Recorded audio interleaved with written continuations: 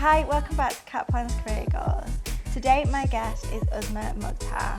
She's Business and Performance Manager at NatWest and was a finalist for the Chartered Bankers Young Banker of the Year Award. That correct? Perfect, yeah. Perfect. So thank you so much for joining us today. With that award, what led you to that? And I think naturally, by default, is very kind of creative person. So I put my finances into the Google Sheets or the apps and stuff. So when the inflation hit, and I was like, what's happening? Like the cost is going to the roof, and they've got to be something that creates and gives me more visibility of my finances. And this is, I think, my creative mind just got to work, and I was thinking, well, I need to create something just for myself, and that's where the process began. And I thought of a product which was later I thought of the name of personal inflation rate calculator, and it basically is to have an inbuilt app for the mobile banking, and it fetches some of your transactions from your banking and group them into your spending and give you visibility of how much has been increased from last month to this month, and you can compare it from year to year as well. Yeah. So it gives you good visibility of your finances basically, and help the customers, your communities and your colleagues to thrive into that difficult time. By giving you good visibility of your finances basically, you can work out what's best for you and how you can manage your money. So you thought of this idea, and obviously you're creative, and then it's an app now. So it was an idea at first, and when the Young Banker of the Year competitions came by, it was a really good opportunity for me to introduce that into a competition. So the first stage has been like 250 applications where they choose the best ideas, and I was one of them to go forward with it. And there was different stages like semi-finals and finals. So I kind of got really lucky and was able to persuade loads of different people, external stakeholder into the CBI as well, the Chartered Bankers Institute, and they really liked the idea because the current environment was inflation, the hardship of money, people were struggling, and it was really good that I was quite proud that it got into the finals. Yeah. And everyone kind of felt that it was needed. So the answer to your question, I think, is a built-in feature into an app. So when you go into your online banking and it's a little feature on the bottom, it's not actually come to it as a product yet, but it's an idea at the moment, Yeah. which got into the finals for Chartered Bankers Institute. Love that. Yeah, because I was going to ask that, is because you work at NatWest, you have just said like they're supportive, but do they encourage you to push ideas like Yeah, that? I think that the banks have got millions and millions of pounds of budget to invest into new ideas, new products, new services every single year, and some of them could just go as not being used. And I think this was really good opportunity for me to just use that, because if something is there, you and it will help your communities and your customers and colleagues, then why not? And they were really, really supported about this. That's really good to hear. I love that. So we're going to jump in and play a game of word association. Ooh, sounds good. So I'm just going to read out a series of words and just tell me what comes to mind. No limitations, no wrong answer. We'll just go from there, yeah? Mm-hmm. So, banking, Finance, people, friendship, exams, NatWest, finance, money, freedom, independence, wellbeing, mental health, education, maturity, power, freedom, home, family, budget, financial well-being, breakfast, energy, Kaplan. career goals. Love that. Because you've got a really close-knit family, haven't you? From when we spoke before, family time means a lot to you. Yes. How do they feel about all that you've achieved so far? So in my family, I've only got my son, who is just turned 18 this month, and I think the family time has been really fun, but I think I kind of missed some of the family time while I was busy with my career, because I've had a really rocky start when I came into UK. I mean, I came from Pakistan, so my culture, my language, my ways of living has been quite different than when I reached into UK, and everything was like a flash, into, a change of life, basically. Like a huge culture shock. Yeah, absolutely. And I'm not saying it was a bad thing, but I think if your life changes from this to that in just few seconds or less time, it just can freeze you for a bit. You kind of lose your personality for a bit. You have to adapt into the ways that you are living in right now. The language was different. My first language is Urdu, and it took me time to get myself back again and to bring my personality back into life again. And then I had a rocky start with my home life as well. I got separated when Aryan, my son, was 1 year old, and that was quite difficult. Aryan has got some special needs and he's got global development delay.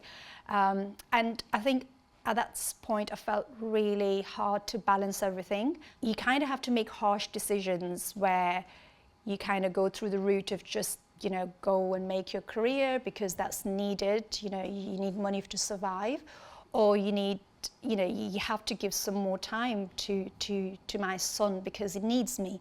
So to balance all these two things, it was really hard. And I think the state of mind where you are in that time, you kind of have to make harsh decisions. So,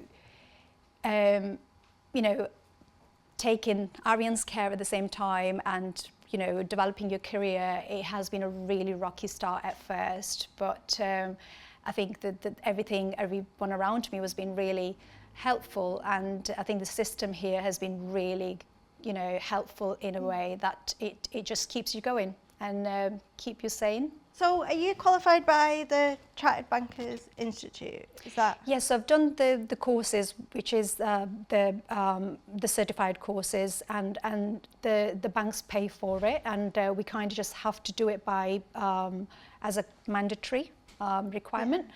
So, I mean, I use CCIBS at the end of my name, which means I'm certified by Chartered Bankers Association to be their member, basically. Yeah, and how was it like studying for that when you obviously have people that are dependent on you? It's hard, I think. I still feel slightly guilty that I could have given a little bit more time to family, but I think naturally your family gets used to with it, and I feel that I made the right choices. Because I think where I am at the moment, it's just reflect on your family's well-being, and it just worked really well. Aryan is a happy little boy, and we enjoy our walks when we go on a weekend. We just enjoy our playtime together. So it's kind of, I think it's hard, I would say, but I think looking back at times 10 years ago, I would say I could have done a lot more, but I think it's my mom's guilt. Yeah, the moms always have that guilt. Oh, I should have done more. I should have done more. But I think in the other side of the picture, what I'm doing is for the family as well. You're building up your career for a family. So rather you're not doing it that way, but you're doing it other way. So you're still doing it for family. Yeah, and it's like them short-term sacrifices for like long-term. Absolutely. You have to, like I said, but you have to make harsh decisions to sacrifice something over something, but you're still doing it overall for your family. Yeah. So it's something that I find it easier to cope, and for my well-being and for the family's well-being, I think it worked really well. Business and performance manager, that's your job. But what would you say makes a successful manager? Oh, successful manager. I think being resilient is one of it, and I think as a default, I'm very resilient. Yeah. I just cannot be, beaten up by anything. If it's a hard work, if it's a tight time scales of something to deliver, I'm really sharp on that. So I really want to deliver within that time scale. So that's the one quality that you need to have to be a successful manager, because I think the banking world, it just opened up quite a lot of challenges to you. Sometimes you have to come out of your comfort zone to be able to be something that you're not. But I think the process will just teach you quite a lot of qualities which you don't really believe you've reformed and you know improved as a person, and your personality really flourish. And I think when I got this job and I started, the performance and business manager, if I introduce you in a single phrase, in a positive way, is that they know it all. And in a very frank way, I think I would say if someone else can't do it, business managers can do it. Yeah. So dump it on them and they will do it. They'll definitely do it.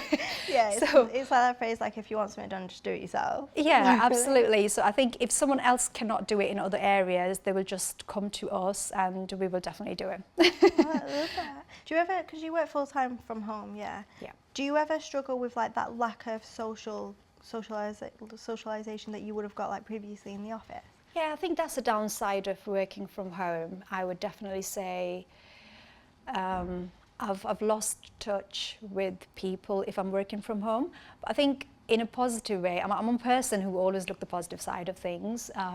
If I can't change it, I'll just look at the positive side of it and just live with that.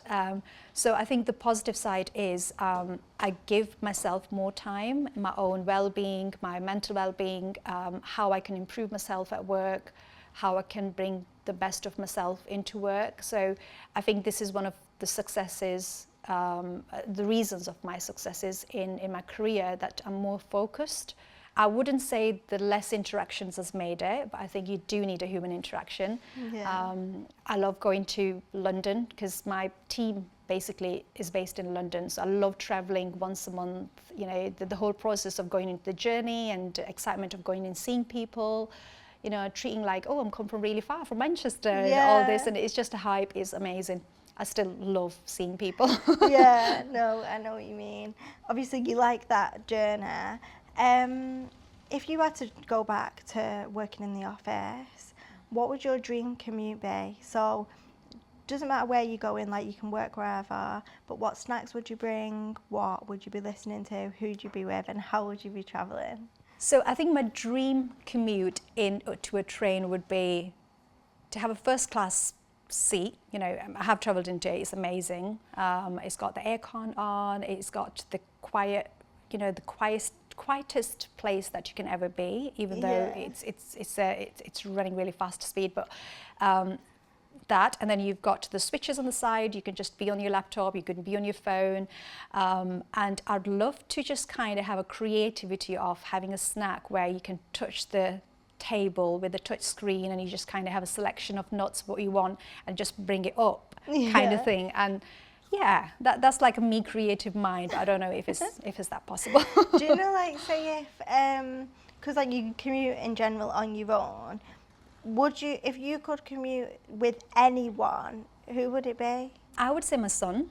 He's a great company. He's 18 years old, but he's got a mind as a child because of his condition. That he's got global development delay, so his development is delayed in certain age. But he is fun to be around. He does something really funny, just cracks you laughing. Yeah. And I communicate with him how I want to be, and you know, at certain intervals he would just like cuddles and kisses, and you know, that's just amazing, and I would never get bored in his company. He's way taller than me, and if you look at him, I just feel like he's making me feel old, because he's literally like a small man sitting next to me, but his the way he communicates, the way he come across is just really, really funny. It's very like a childish behavior that he has, and it suits him so much. How important is like maintaining a positive mental well-being for you?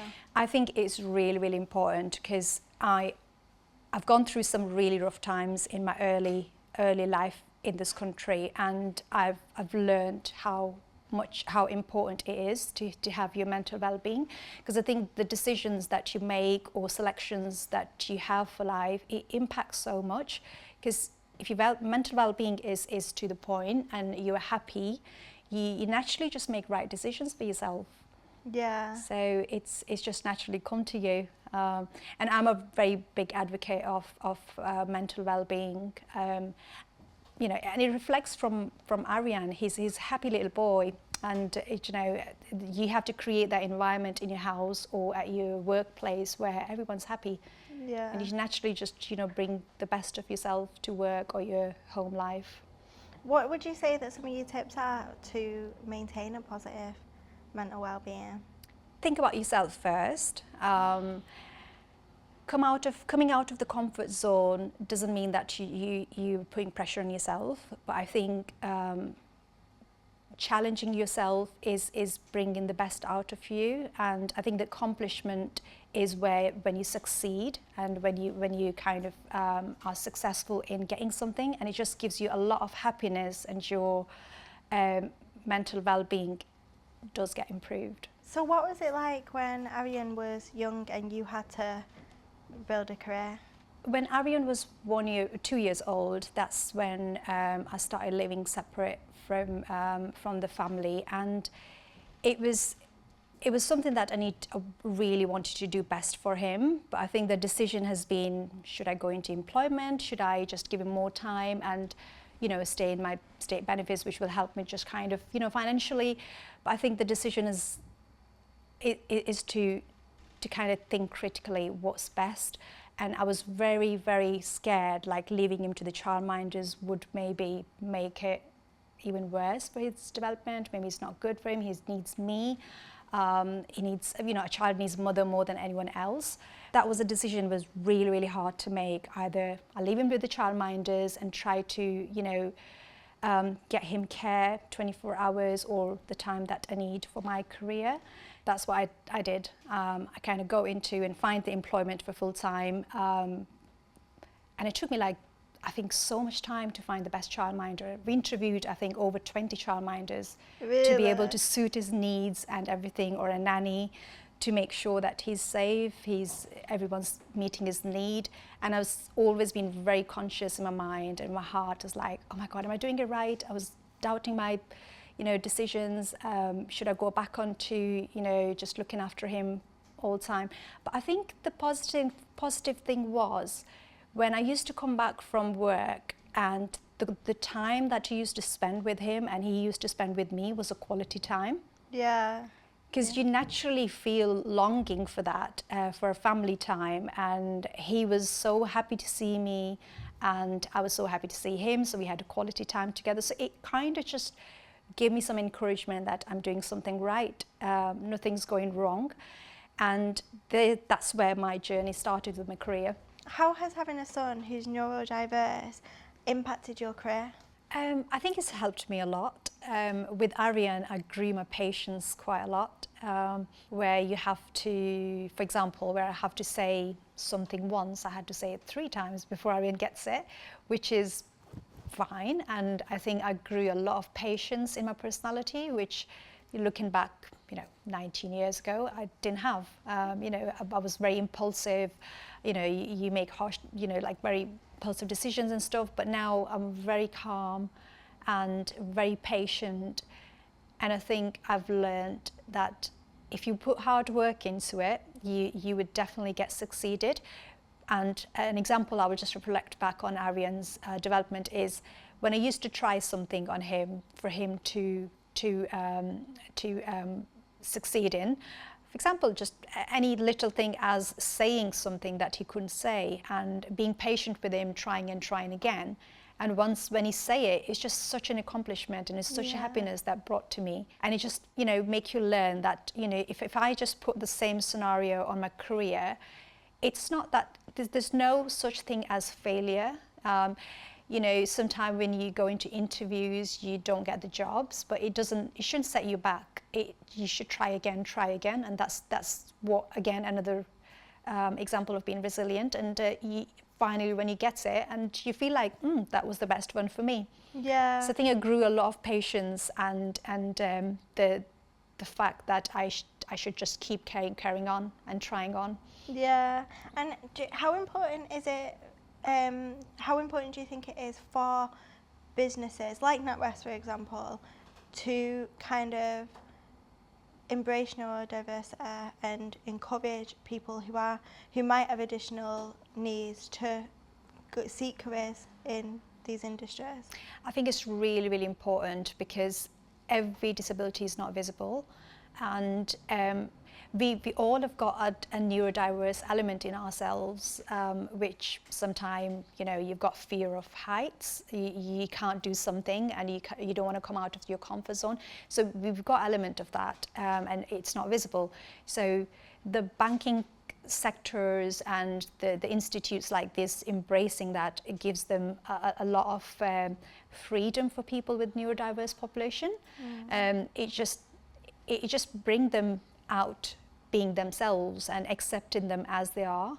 And it's really important, because if you're not being yourself, then you can't really bring the best out of yourself, and you can't live a better life, basically. And I think NatWest being really good at supporting, you know, the neurodiverse population. Me myself, they have I'm working flexible working patterns, which is one of the support that they're providing me with. Having a son who's got from now neurodiverse population is one of the examples. But I think it's very important for the organizations to adapt that, and it's very common. People with additional needs are very special. They've got something very unique in themselves where they can shine if they give that freedom to live the way they are, and at the same time you're making their life easier by providing the tools and providing the extra services that they require. I love that answer, and I completely agree. Like, if everyone was the same, the world would be really boring anyway. But there's skills and knowledge and just general personalities that people who are neurodiverse will bring that someone else might not. The neurodiverse population, they see world from a different angle, and they try to solve some of the things or issues in a different way, which is a very unique way, and it's very interesting to know how they do it. Amazing. So, thank you so much for joining us. This has been really interesting. Thank you very much for having me. Yeah, it's been really lovely having you on. Before we let you go, what does career goals mean to you? It means a lot to me. I think career, you need to have goals to be able to get where you want to be. And in my career, I had set goals for myself. And I think the goals allow you to challenge yourself and come out of your comfort zone, like I've mentioned a few times. And this is how you get succeeded. So if you're seeking a career in banking and finance, head over to our website to browse through our qualifications. If you have any additional learning needs or you need some support with your mental well-being, head over to our website at kaplan.co.uk and look through our corporate responsibility page. Remember to like, comment, subscribe and turn the notifications on, and we'll see you again soon.